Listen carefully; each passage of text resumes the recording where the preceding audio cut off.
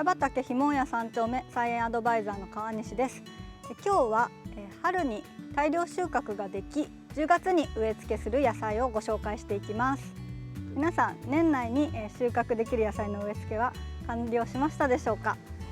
この夏はとても暑くてなかなか気温が下がらなかったので植え付けのタイミングが難しかったかなと思います。これからまた一段と気温が下がってきて作業もしやすい時期かと思いますので、まだこれからだよという方はぜひ取り組んでみてください。最後に質問にもご回答していきます。ぜひご覧ください。それでは行ってみましょう。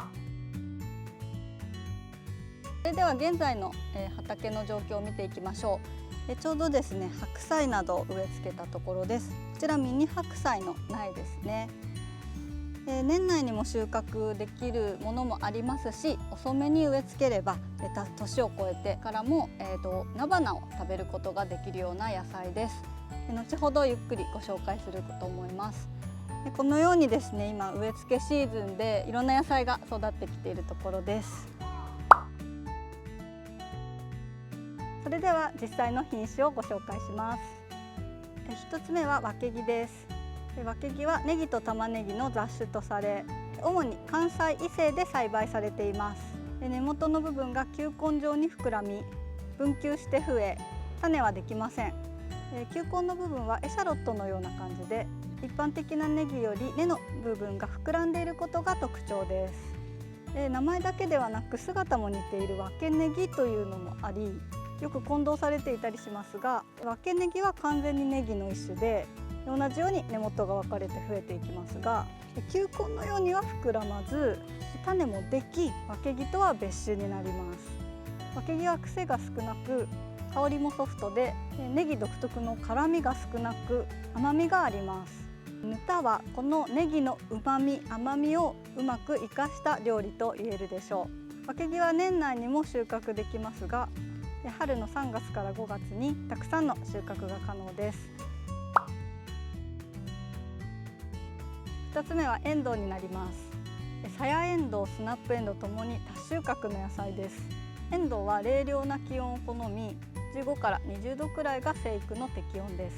低温に強く、葉病は4から7度の低温に耐えます。低温に当たることで花芽の分化が進むことから秋巻き春取り栽培が一般的ですが、株が大きくなると耐寒性が失われていきますので、早巻きは避けましょう。酸性土壌に特に弱いので、必ず駆動石灰を施して土壌酸度を中和しておきます。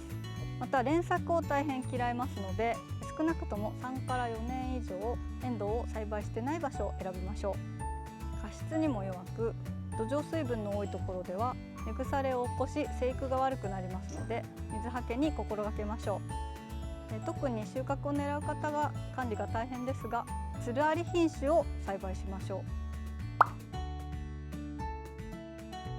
3つ目は遅く植えた白菜です。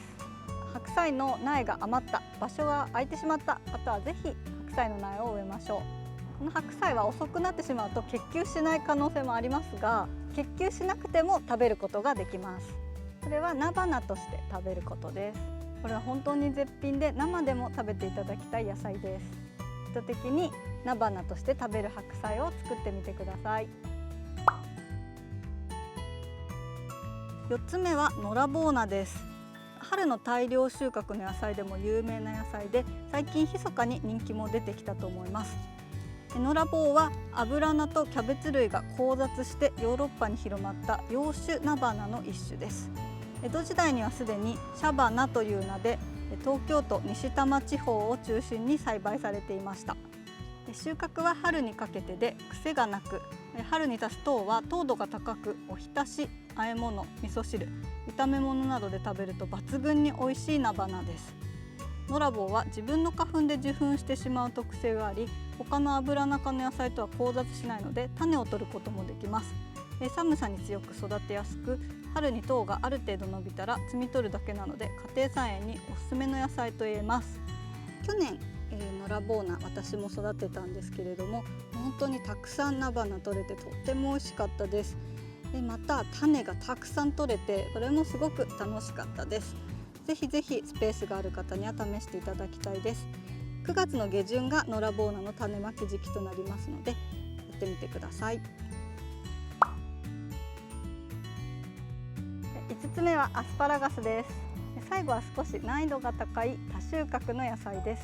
アスパラガスは毎年春から夏にかけて出てくるわかめを食べる野菜です。1年目2年目は収穫をせずに株を成長させ、3年目の春に出た芽から収穫を始めます。その後10年ほど収穫が可能です。種まきからでも栽培できますが、市販の苗を購入して栽培を始めることもできます。苗には2から3年目から収穫できる小苗と、その年から収穫できる大苗があります。大苗とはすでに何年間か栽培されている根株になります。収穫まで時間がかかるため、早く収穫を試したい場合は大苗を購入するのがおすすめです。アスパラガスは根に蓄えた養分をエネルギーにして萌芽を活発化させる性質を持っています。太くて甘いアスパラガスを取るにはいかに充実した地下茎を養生するかにかかっています。秋植えという方法で10月に植えても良いので、苗を手に入れて植えてみてください。こちら大苗で植え付けて3年目のアスパラの苗になります。ちょっと場所がなくって、この農園の本当にもう片隅の片隅のところで育てているようなものです。こんな風にちょっと放置して育てていても取れたりするので、しっかり育てたらよりもっとたくさん収穫できるようなお野菜になってます。取れたてはすごく美味しいので、アスパラすごくおすすめです。それでは質問コーナーです。こちらの9月の NG コードの動画にコメントいただきました。プランターでの栽培なのですが、防虫ネットの代わりに不織布を使ってはダメですかというご質問です。いいと思いますよ。大きくなってきたら外していただきたいと思います。通気性はあまり良くないので、完全に覆った場合はアブラムシ対策にも注意してください。今日は春に大量に収穫ができ、10月に植え付けする野菜についてご紹介していきました。塩畑ひもや3丁目菜園アドバイザー川西でした。この動画が面白かった方はチャンネル登録と高評価お願いいたします。それではまた。